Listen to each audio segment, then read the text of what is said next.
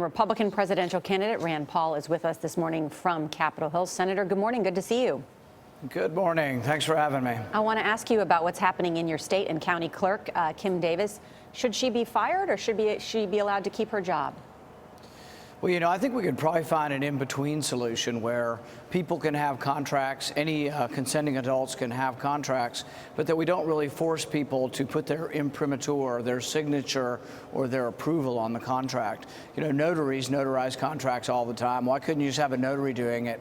The clerk has said she will file the contracts as she files any other contract. She just doesn't want to be forced to participate in something she has a religious objection to. And I think we could find a way around this. Ultimately, if society is going to change its opinion on what marriage is, I think it'd probably be better through persuasion than through sort of an aggressive tactic where we federalize everything and force people to do things they don't want to do. But right now, Senator Paul, I think it would be better to probably let people make their own decisions. But right now, Senator Paul, we don't have another option. These are the two choices. Do you support what she's doing? Well, I don't think we always have to have two choices or that it has to be a binary option. I think you actually could make it such that notaries notarize contracts. In fact, what's happening is as the people who are promoting this change in the definition of marriage, as they become more aggressive, there is going to be more resistance. And some of the states are getting out of the marriage business entirely and just saying, look, you want to have a marriage, go somewhere and get people who agree with your definition to give an imprimatur on it, but don't ask those of us who don't agree with it to put our imprimatur on it. So I think ultimately that's what's going to happen. If the people who want to change things push too hard, they're actually going to make things worse. And I think persuasion's a much better way than sort of bullying people into believing what you believe in. Senator, what do you make of the request by the RNC for candidates to sign a pledge that they won't run as third-party candidates? Have you received that, and will you or have you signed it? We have received it. I haven't signed it.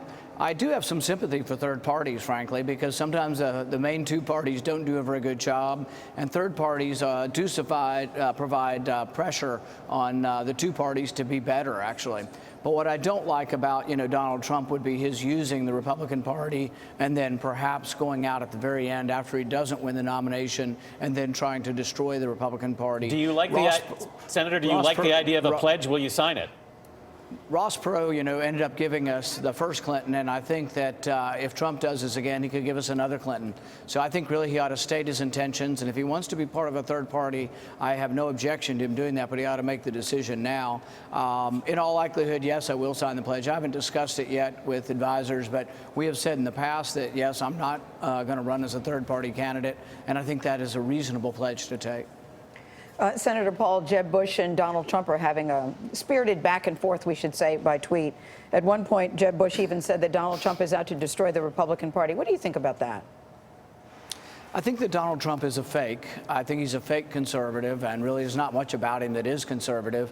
I've been pointing out with a great deal of emphasis that the right to private property, and that you can't take private property and give it from one to another. This was the Kelo case. This was a big deal for conservatives. It was in 2005, and we objected to the Kelo decision that allowed private property to be transferred from one private property owner to the other. This is something Donald Trump uses in his business model. He took a little old woman, a lady's house who'd lived in her house for 30 years just to make a parking lot, and he used the bully force of government.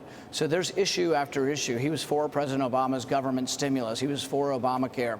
So I think he's been against conservatives on every issue of the decade, and yet now he wants us to believe that he's changed his opinion on everything. That's a little unusual for an adult to be now against everything they were for. So I'm going to keep pointing out that he is a fake conservative, and he's going to have to sort of convince people that he's sincere. Senator Rand Paul, thank you very much for being with us this morning. Thank you.